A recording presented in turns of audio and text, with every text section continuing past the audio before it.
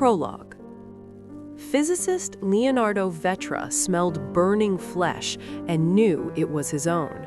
He stared up in terror at the dark figure looming over him. "What do you want?"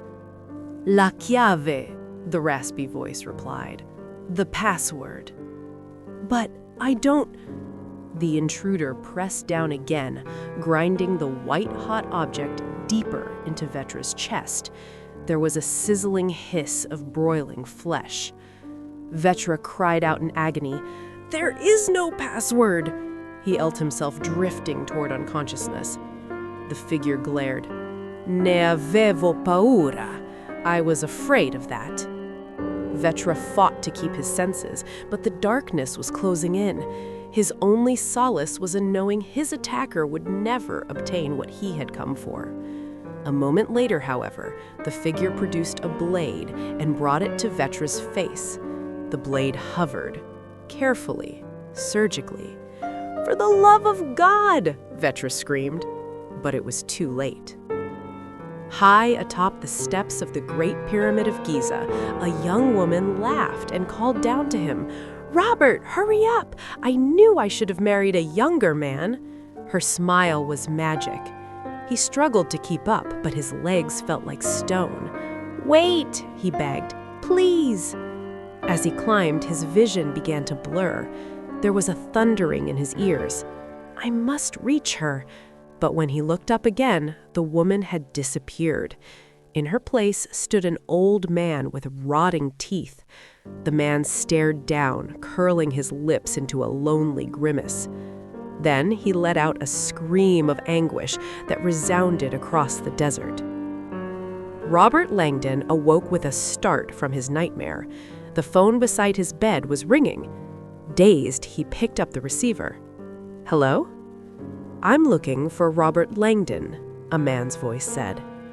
Langdon sat up in his empty bed and tried to clear his mind. "This is Robert Langdon." He squinted at his digital clock.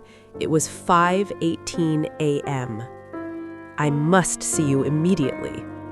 "Who is this?" "My name is Maximilian Kohler. I'm a discrete particle physicist." "A what?" Langdon could barely focus. "Are you sure you've got the right Langdon?" "You're a professor of religious iconology at Harvard University. You've written 3 books on symbology and... Do you know what time it is?" "I apologize. I have something you need to see. I can't discuss it on the phone." A knowing groan escaped Langdon's lips. This had happened before. One of the perils of writing books about religious symbology was the calls from religious zealots who wanted him to confirm their latest sign from God. Last month, a stripper from Oklahoma had promised Langdon the best sex of his life if he would fly down and verify the authenticity of a cruciform that had magically appeared on her bedsheets. The Shroud of Tulsa, Langdon had called it. "How did you get my number?" Langdon tried to be polite, despite the hour. "On the World Wide Web, the site for your book." Langdon frowned. He was damn sure his book site did not include his home phone number. The man was obviously lying. "I need to see you," the caller insisted. "I'll pay you well."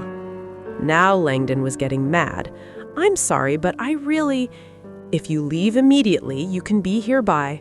"I'm not going anywhere. It's 5 o'clock in the morning." Langdon hung up and collapsed back in bed. He closed his eyes and tried to fall back asleep.